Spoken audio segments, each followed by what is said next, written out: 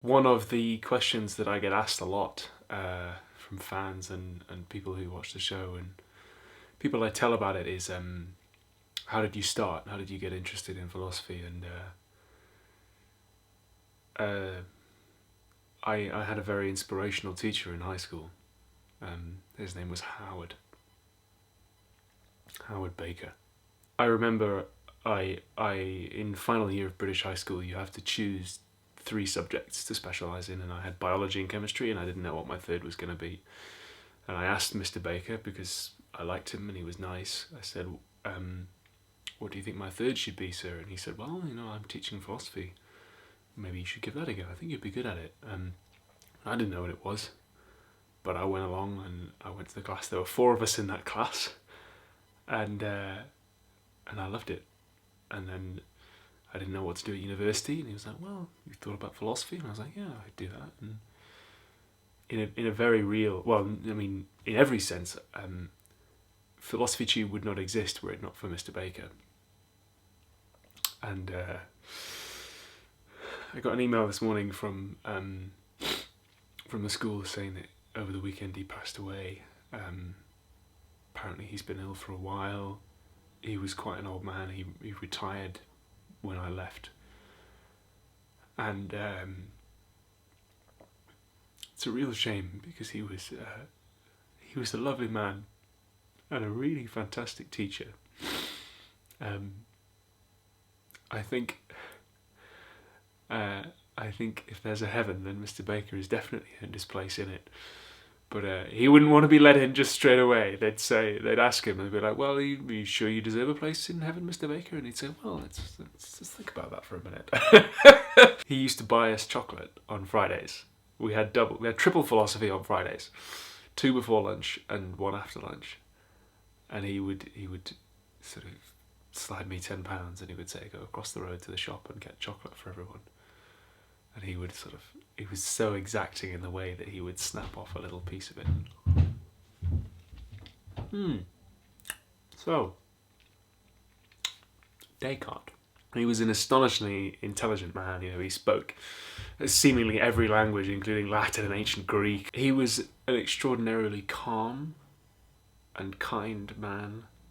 I never once saw him lose his temper or get angry, or even get frustrated. He was so thoughtful and sweet. And he once did something really kind for me. It was when we were getting our marks back for our philosophy A levels, the kind of final exams that you do in British school that determine what universities you can go to. And I got my mark for one of the philosophy papers back, and it was a lot lower than anyone had anticipated. And he took me aside and he said, "So, what do you think about the exam?" And I said, "To be honest, sir, I don't know what happened. Like, I did everything the same. I didn't feel like it was very difficult or that I did anything wrong. I mean, I could be wrong, but I feel it was, of comparable difficulty to the other paper on which I did very, very well." And he said, "All right, if that's what you think, then I'll take care of it."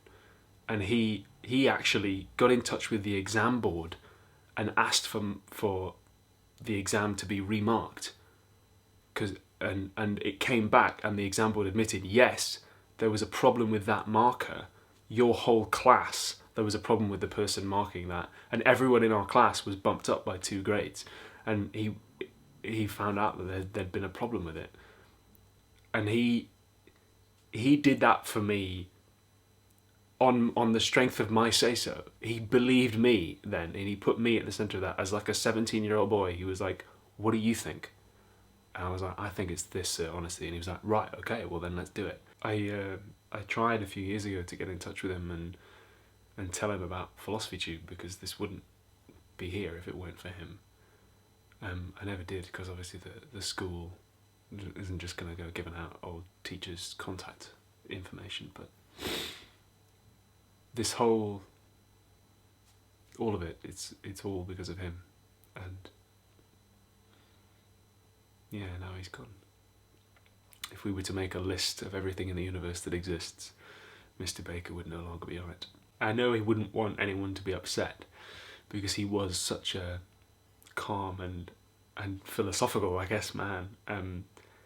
He once He once actually told me, I'm not afraid of dying.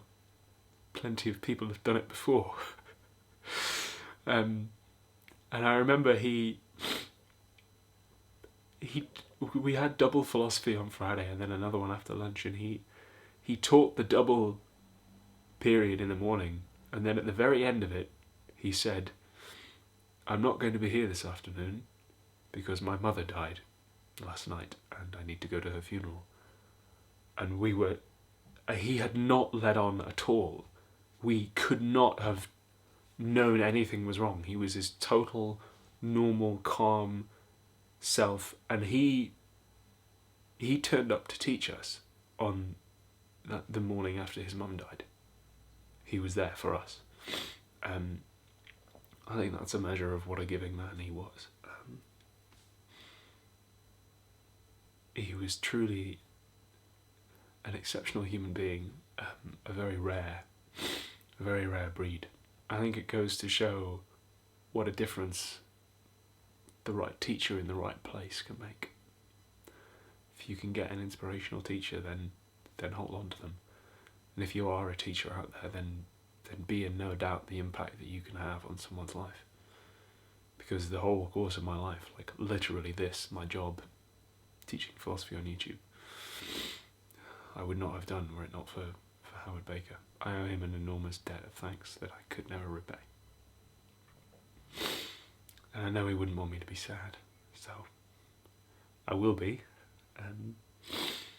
Every time I eat a Bourneville chocolate bar, I'll think of those philosophy lessons in that tiny room with the four of us. I don't know if there's anything else to say, and whereof one cannot speak, thereof one must be silent, I suppose. Yeah.